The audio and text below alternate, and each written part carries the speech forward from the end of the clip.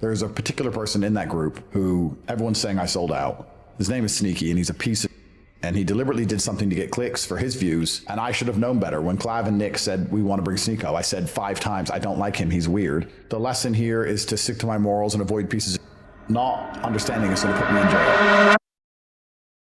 When you sit at the top for as long as Andrew Tate did, the fall hits different, and right now that fall is looking very real, very public, and from every angle you look at it, very earned.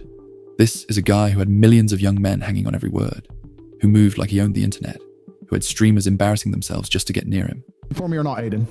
Okay, but Kyle, can you come with me, bro? You're my best friend. We have to go to I'll come with you. I got you. Are there bad bitches there? I don't know if there are. I don't know if you'll be able to find them or if they'll talk to you. The point is, Aiden said he'd do something for me. You know who the fuck I am? No, I don't. I'm sorry. You're telling me a girl's fucking your bald ass over me. Is that SpongeBob on your t-shirt? Yeah. Oh my god. Why am I talking to these children? Okay, you take your... Who built an entire empire on being untouchable, on being the one guy who had everything figured out while everyone else was lost. The energy around him at his peak was genuinely unlike anything else happening online. You could not open the internet without seeing his name, love him or hate him. The attention was undeniable and inescapable. People were calling him Top G like it was gospel, like this man had unlocked some secret to life that nobody else had access to. His loyal fan base was pumping money in. His influence was spreading into spaces well beyond just social media, and the people around him were acting accordingly, treating him like he was untouchable, like the rules that applied to everyone else simply did not apply to him. Your X account to millions of people. You've said this: stop letting women vote, stop giving women position as judges, stop giving women political appointments. As soon as only men run government and law, all the problems disappear. Women now understand that without male protection, they're nothing. And now the same man who spent years telling the world he had life completely solved is starting to admit something completely different. He is opening up to the idea that maybe his life is not as satisfying as he made it seem, that the money and the cars and the houses and all of it, maybe it owns him more than he owns it. I think that the things you own you. Okay. And perhaps you could have a whole bunch of money. If you want to live a very simple life, then you have more freedom. That's true. Yeah. But if you're stupid like me and you have a whole bunch of money and 102 cars and 33 houses and 4 baby mamas and a jet and a yacht, and you start getting all this shit, you turn out that you don't own it, it owns you, because every day you're getting problems. That shift, coming from Andrew Tate of all people, is catching everyone off guard. So let's go through how it got here, because the timeline is something else, and every chapter adds more weight to a picture that is becoming impossible to look away from. The clearest and most visible crack showed up when he stepped back into the boxing ring. Now look, Tate had not fought seriously since 2016, when an eye injury ended his kickboxing career. He came back briefly in 2020 for 4 fights in Romania, then went quiet again until late 2025, when he announced he was going for the Misfits boxing heavyweight title against Chase Demore. And he talked about this fight like the outcome was already decided, like Chase was just some guy who showed up to receive the loss publicly. He was building it up online constantly.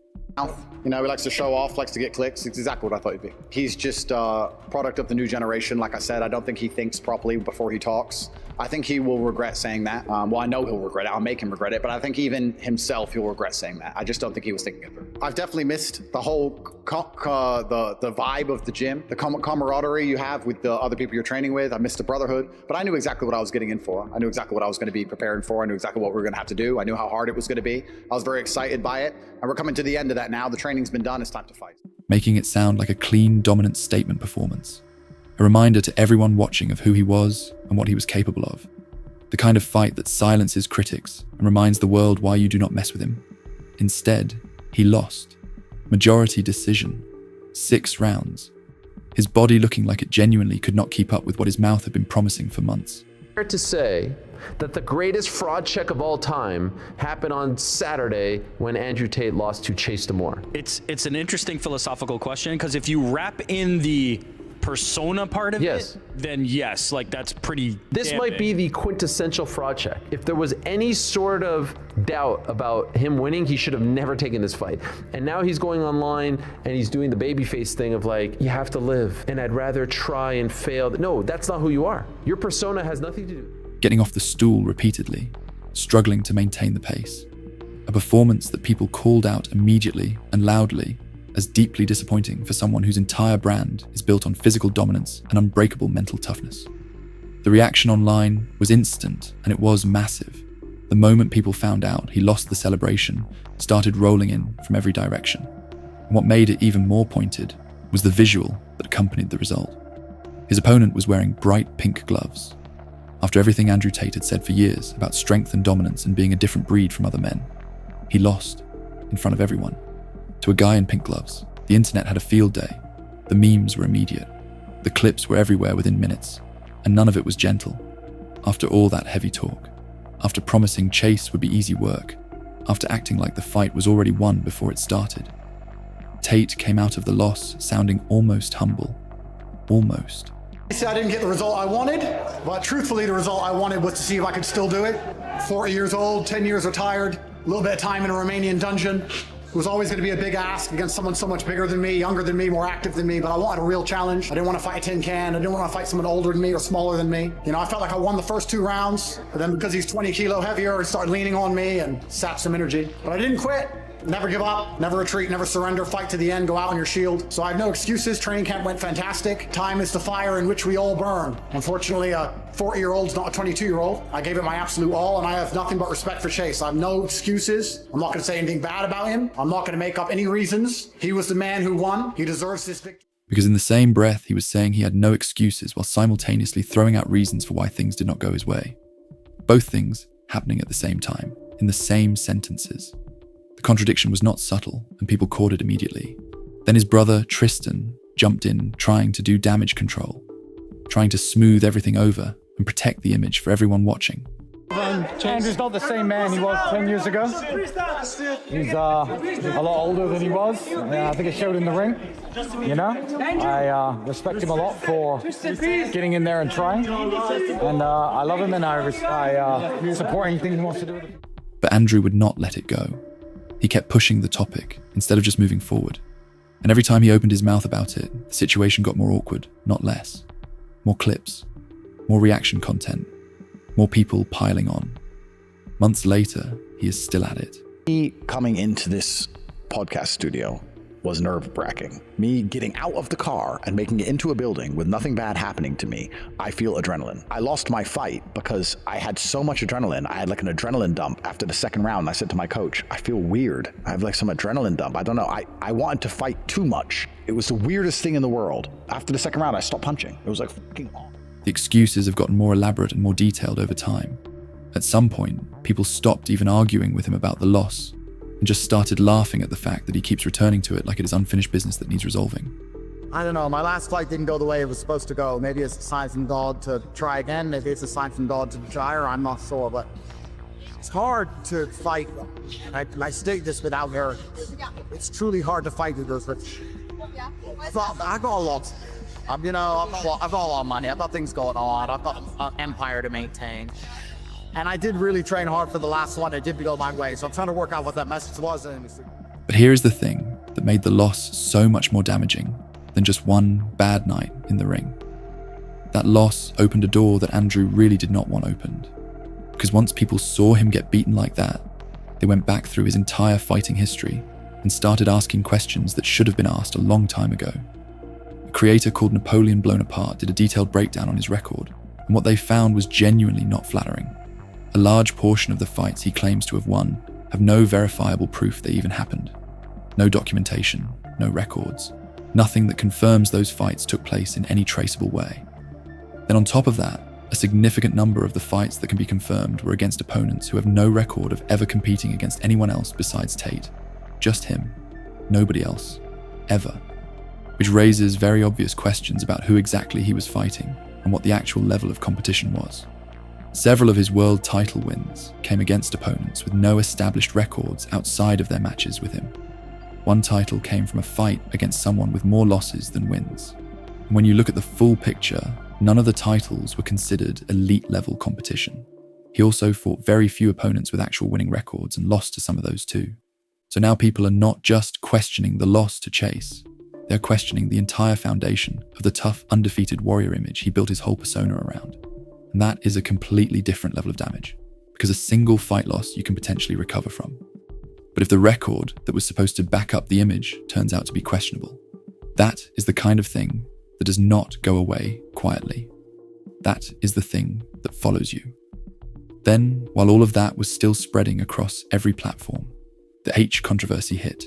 Andrew, his brother Tristan, Myron Gaines, and others were spotted at a Miami nightclub while a very controversial Ye track was playing. The clip spread fast. Miami Beach nightclub catching heat, accused of celebrating hate with a song about Hitler. Absolute disgust. Disgusted, horrified. City leaders reacting to videos making the rounds on social media featuring the Kanye West song with the lyrics "Heil Hitler" over and over again. The same men seen in the club, known as controversial influencers, are also in a video from a limo. In that one, they're singing, and one of them is performing a Nazi salute. To have people in our city celebrating this. Animals. This is obviously not welcome in Miami Beach. It should not be welcome anywhere in the world. The backlash came in immediately and hard. The reaction from city leaders was public and pointed. People calling it disgusting, calling it unacceptable. Saying this kind of thing should not be welcome anywhere. The whole situation turned into another massive headline moment piling directly onto everything that was already building around his name. And then Andrew's response made things worse in a direction nobody fully expected. Honest with you, as for this ridiculous club event, I don't think it's gone viral organically, to be honest with you. I think that if I wasn't there, it wouldn't have gone viral. I think if Myron, Clav, Nick, and the other guy all stood there in the club and played that song, nobody would give it. I would argue they've done it many times before. They play it on their streams all the time.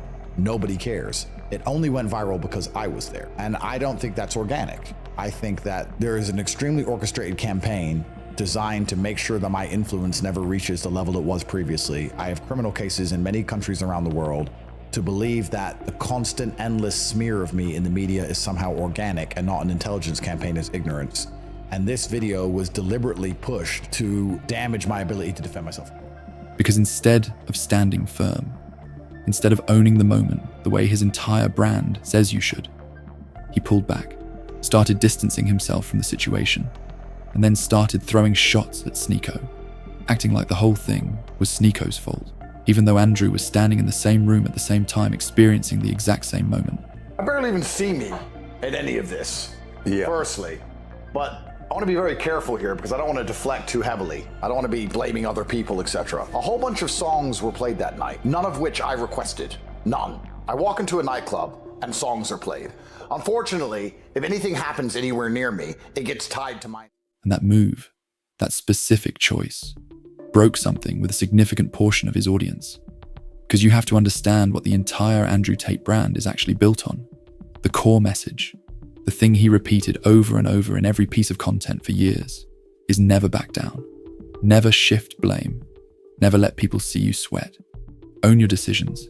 Stand by your choices. Take responsibility. That is the whole thing. That is what he sold to millions of young men across years and years of content. And then the moment real uncomfortable pressure hit in a very public way, he did exactly what he always told other men they should never do. Always has some crybaby issue with me. And I could sit here and blame it all on him, but that's truthfully not, I don't know, that just feels wrong to me. But it is kind of ridiculous. It does feel a bit unfair that I'm standing in a nightclub. A song comes on that I did not request. A song comes on that I do not dance to. I do not repeat the lyrics to. I just stand there. What a good goy. You don't dance. I'm a good goy. I didn't dance. I just stood there. I wasn't dancing like the rest of those anti-Semites. Look, what do you mean? Well, that's why I thought the song would be fine. I've seen this video. I wouldn't try to backstab you. I wouldn't play a song that would make you upset. Did you think I was setting you up? I don't understand the argument here, genuinely. And I want people to notice, like in 4K, like this is the Matrix. People were genuinely shocked. Not just critics who were already looking for reasons to go at him. Actual fans. Deliberately did something to get clicks for his views, not understanding it's going to put me in jail. A few years ago, there was a streamer, I think everybody knows who I'm talking about, who was obsessed with me. Every single thing I did, he copied verbatim. He tried to be me, literally be me. He was obsessed with me. And I thought he just wanted to be famous, and that turned out to be a homosexual obsession. Since then, he has mentioned me every single day in every single stream he does. Andrew Tate wore a gambling t-shirt. Andrew Tate drove a car. Andrew Tate drunk coffee. Andrew Tate this. Andrew Tate that. He is obsessed with me. Do you guys ever hear anyone speak this way about any other guy? Like, have you guys ever thought, hey, this guy's definitely coming on to me, or this guy has a homosexual obsession with me? I don't think that's a normal thing for guys to kind of jump to as a conclusion when it comes to other men online. It's also funny that this is a very girly tactic where he's trying to shame Sneako into not talking about him anymore, and he's trying to shame him into not talking about him by just calling him gay. It's very flimsy, and it's sad. People who had been defending him through everything. Comments flooding in, saying things like you sold out. He gained all Top G's aura, and you lost it all. Some people saying they did not recognize who they were watching anymore. That this did not look like the person they had been following. There's a particular person in that group who everyone's saying I sold out. His name is Sneaky, and he's a piece of, and he deliberately did something to get clicks for his views, and I should have known better. When Clive and Nick said, we want to bring Sneako, I said 5 times, I don't like him, he's weird. The lesson here is to stick to my morals and avoid pieces of... What really stung, in a way that went beyond normal criticism, is that people were defending Sneako, his own audience. The people who used to be his base were siding with the other guy, openly, in his own comment sections. Comments saying things like, he did not realize everyone likes Sneako more, making it clear that the loyalty he had built was not as solid as he thought it was. This is in the Quran. It says, never will the Jews and Christians really be accepting of you until you become one of them. The reason that they attack me, and the reason that you see these personal attacks and them trying to destroy my life, is because when I became Muslim, it defeats all these subculture ideologies, these religions within the manosphere, within the red pill. I never insulted Nick Fuentes. Find me a clip. You can see nonstop. I never have. Because I don't do this with my friends, or so-called. With Andrew Tate. Even then, when we see before the club across, he says, there's no beef, it's a political disagreements. Because when he promotes gambling, I call that out. It's not a personal attack, it's what you're doing. I don't attack people. I attack what they say, I criticize what they do. There can be political disagreements. And my belief is you can still be friends with people even if you disagree. I have people around that have a difference of opinion, and I'm okay with that. For other people, it doesn't seem like it's reciprocated.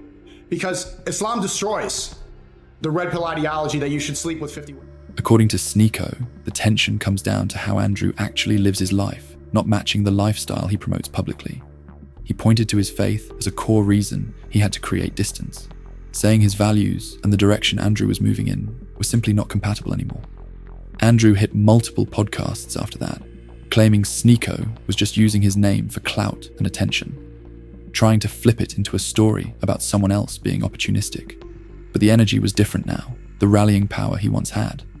That ability to point at someone and have thousands pile on without question, that was gone. People were not just following anymore. They were watching, and they were watching critically. And then the reading clip resurfaced. And okay, this one. An old video of Andrew claiming that reading is a waste of time started spreading again. Reading books is a very cheap way to, I guess, entertain. I wouldn't call it entertainment because my brain is far too advanced. I'm too smart to read. I'm not gonna sit there and go, smart people read. No, I need action. I need constant chaos in my life to feel content. I need to be driving a supercar and fucking fighting, fucking a bunch of hoes and champagne and going crazy. I can't just sit there, oh, and the pirate on the boat. Like, it's for people. Him saying his brain is too advanced for books, that he needs constant chaos and action to feel alive, that sitting and reading is for people with slow brains. And the comment sections absolutely did not hold back. People saying he sounds like an 8-year-old trying to explain to his teacher why he did not do his homework. Someone joking the last book he read had pictures in it. Others piling on with their own takes. The jokes kept multiplying. Reaction videos started stacking up. Creators were making content about it. The moment was everywhere simultaneously. I'm too smart for books. Yeah, I'm too smart for books. So, Twitter's upset about that. There's obviously some fucking broke dude who reads books who's really upset by the fact that I have a $110 million car collection and $400 million of property around the world. I'm one of the most well-known, relevant people. I'm one of the most famous people on the fucking planet. I get asked to do podcasts about every subject. About pussy and bitches, geopolitics, money, you name it. There's not a fucking subject on earth that every single podcaster that these losers watch doesn't beg me, Andrew Tate, please will you come on my show? Please with your opinions. How did I get all these amazing opinions without reading books? Oh, I should have read books and sat at home and been fucking broke. Like all the people on Twitter who think reading's so important. Reading's so important. How come no one knows who the fuck you are? No one knows who the fuck you are. I learned all my lessons through action, through fighting. I win some fights, I lose some fights, but at least I get in there and fight. You're fucking... And every time Andrew tried to respond, instead of looking calm and composed and in control, he came across emotional and reactive, defensive in a way that felt almost desperate, which is the exact opposite of the unshakable image he spent years building. And that contrast between the image and the reality in real time was not lost on anyone watching. This is the cycle he is completely stuck in right now. What the f do you even care for? I care because I have properties in Qatar, Bahrain, Kuwait, Dubai, Abu Dhabi. I care because I have over $300 million in the region. Do you? No. I care because I actively have a $5 million trading account which is trying to predict the price, long and short, of oil so I can continue to be richer than you. Do you? No. I care because I have vested interest, plus I'm rich, plus I have time. Why the fuck do you care? You have no vested interest in the region. You haven't got a fucking clue what's going on. You lack the ability to critically think about any of it like I just did. So you care because it's... Every response creates more material for people to react to. Every attempt to defend himself adds more fuel to the situation. And the internet is very good at keeping that loop running indefinitely, without any sign of slowing down. Then the pressure from outside the internet started closing in too. Events tied to Iran began affecting his investments, putting real financial strain on parts of his operation. The empire that once looked untouchable from the outside was starting to show vulnerabilities that talk alone could not smooth over. Believe that perhaps you're going to gain status. There's something you're looking for because people are self-interested. You're trying to impress me or Elon or... I always love when these alpha males unnecessarily put themselves in the same conversations of like massively influential people like Elon Musk or some type of like really famous celebrity. It's always really funny to see and displays how moronic they are. I feel like people at this point get the point. Andrew Tate is just self-gobbling himself, that people are willing to get on their knees because they have no self-respect for themselves. I honestly feel like he will only hire someone that he knows he can bully. I'm pretty certain there are no strong-willed people who he has hired because he is fearful of someone who is confident. While that kind of pressure would be genuinely difficult for anyone to deal with, very few people were stepping forward to show sympathy, partly because of how he has been accused of treating the people around him. The accounts describing how he talks about his staff, the language used, referring to employees in ways that are cold and dehumanizing in a way that is hard to defend. It's like the Smurfs. They're like, hello, sir. They're like little Smurfs. They're great people. They're great people. Yeah. But anyway, one of them asked to finish early because she wanted to go home to see her son who was visiting from the Philippines for the first time in 2 years. And the other cleaner wasn't cleaning fast enough. So I was in my room, and then I heard all this Filipino. I was like, what the fuck? And I came out, and the Filipinos were beating the shit. It was like a fucking fist fight between the Smurfs. Pacquiao came out. I was like, Smurfs, enough. This is a house of love. True or false? True. True story. The Smurfs had a fucking fist fight. So, you know, the slaves sometimes get unruly. That is what it is. But yeah, I got slaves. You whip them? I don't need to, because they know I will. So I don't need to. Which sits in sharp and very uncomfortable contrast to all that talk about freeing people from the system, about living differently from the elite who exploit everyone beneath them. If anything, it makes him look like he fits right into that system whenever it suits him personally. Women sleep well at night. This is for girls. Men don't. Every night I have nightmares. Every sleep is interrupted. All of them. I am stressed. I am anxious. I am worried all day, every single fucking day until the day I die. Then came the Fresh and Fit podcast appearance. And look, controversial comments from Andrew Tate is not exactly surprising. That has been his whole thing for years, and his audience has come to expect it. But this time, he went further than usual in a way that landed differently. I'm good at ballet. I'm gonna go and do ballet, and I'm gonna take the money, and then if I need clothes, I'm gonna buy the clothes. I'm not gonna make my own clothes. I'm not gonna wire up my own house. I'm not gonna build my own lodgings. I'm not gonna cut my own grass. I'm gonna do the one thing I'm good at and take the money and exchange it for the things I'm not as good at. Right. Because if you decide to make your own clothes and build your own house, you're gonna actually be poor. So you win by optimizing your life, and you optimize your life by focusing on the one thing you are best at and taking that and exchanging it for all the things you are not good at. So I would say, and the reason I made that is so you understand this point, optimally, the best thing a woman can do, what she is best at, is the only thing that men can't do, which is have children. That is the best way for you to win, because men can do basically everything else. Can do things. Completely right. I agree with you.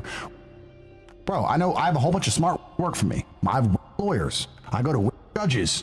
I can do a lot of stuff. But what I am saying is, her optimal, what we're best at, and the reason they're best at it is because no one else can do it, is I pray my daughter at the age of 18 meets an older guy, 45, 46, gives her a house, gives her a Bentley, gets her pregnant, and gives me grandchildren. And if she comes to me and goes, Dad, what? My husband cheated on me. I'm gonna say, are you in the big mansion? Are you driving a Bentley? Okay, shut the up. Shut the up. He's taking care of you. If he stops paying your bills, if he stops protecting you, then come to me. But if you are completely protected and provided for, keep giving me grandchildren, because that's the best thing you can do with your life. I'm rich. Your man's rich. You don't need to make money. That's a waste of time. You don't need a Birkin. You don't need a TikTok account. You don't need an Instagram account. Don't sell for pennies. Stop being an and give me grandkids. That's what I truly hope for my own. He brought his own daughter into the conversation directly, saying he hopes she meets an older wealthy man at 18 who sets her up financially, gives her a mansion and a Bentley. And if that man cheats on her, his question would be whether she is still in the house, still driving the car, still being provided for. If yes, keep quiet, keep giving him grandchildren. Because in his view, that is the best use of her life. The reaction was strong, and it came from people who had previously given him the benefit of the doubt on other things. Guy Fieri now regretting those handshakes with brothers Andrew and Tristan Tate, as he issues a statement claiming he doesn't know or support them.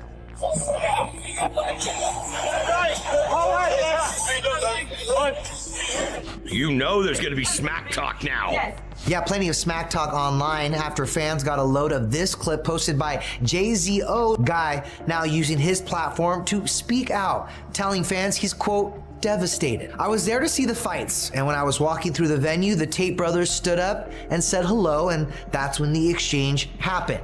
I did not know them or about them before that moment. I'll never pretend to be a perfect person, but let me be crystal clear. I do not know the Tate brothers, nor do I support them in any way. Because bringing his daughter into it in that specific way, with that specific framing, felt different. It crossed a line for viewers that other things had not crossed. And the comments sections reflected that clearly.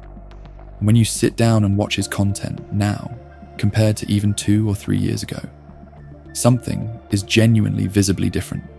The confidence that was always just there, automatic, effortless, like he was born with it, does not show up the way it used to. He looks more worn down, more reactive, like someone who is exhausted from constantly having to defend a position he thought was already secured permanently. He has admitted openly in recent interviews that he is stressed every single day, that he has nightmares every night, that every sleep is interrupted, that he is anxious and worried from the moment he wakes up.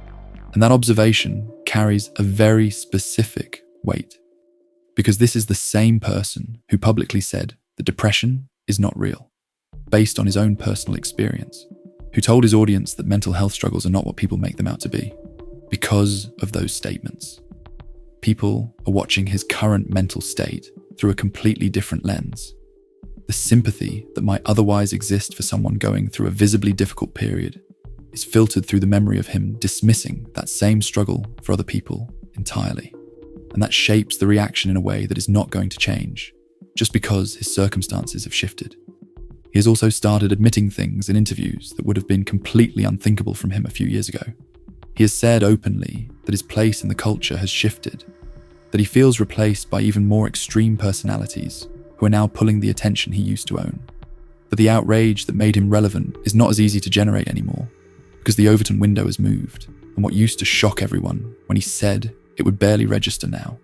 That is a massive admission for someone who spent years acting like he was permanently ahead of everyone else, saying out loud that he feels replaceable, that the formula stopped working, that he is trying to figure out what the new outrage is supposed to be. That is a completely different version of Andrew Tate than the one people thought they knew. And it makes him look like he is now chasing relevance the same way everyone else online does, trying to stay in the conversation, trying to generate reactions, trying to figure out what angle works in the current moment, which is the complete opposite of the effortlessly dominant figure he always projected. Now let's talk about the legal situation, because this is where things escalate to a completely different level. In the UK, there have been serious political discussions about bringing him and his brother back to face legal proceedings. Conservative Shadow Home Secretary Chris Phillips publicly stated the Tate brothers face serious criminal allegations in the UK and called for an urgent extradition request to be sent to Hong Kong, where Andrew was reportedly seen. Saying it is important, justice is done, and the government needs to act quickly. A Liberal Democrat spokesperson went even further, describing Andrew as a despicable and cowardly thug, accused of some of the worst crimes possible, arguing the government cannot just sit back while someone accused of serious wrongdoing stays out of reach, pushing for urgent extradition efforts involving both brothers immediately. Tate's legal team fired back, saying any UK legal action would need to wait until the ongoing proceedings in Romania are fully completed, claiming that position had already been acknowledged by UK authorities and there was no legal gap requiring political pressure at this stage. Then, in late March 2026, Hertfordshire Constabulary announced they were reopening an investigation into serious misconduct allegations dating back to 2014 and 2015, telling the BBC they're committed to handling allegations of this level properly and thoroughly, regardless of how much time has passed. That is not a social media moment. That is not a tweet or a podcast claim or an online debate. That is law enforcement, publicly, on official record, announcing a reopened investigation. And it lands in a completely different category from anything that came before it. And the broader social fallout is becoming impossible to ignore at this point. People who once defended him without hesitation are now watching with crossed arms. Former supporters publicly distancing themselves. Even public figures who were photographed near him have come out to say they did not know him and did not support him and were devastated by the association. The kind of distance people put between themselves and someone when being connected to that name starts carrying real cost in the real world.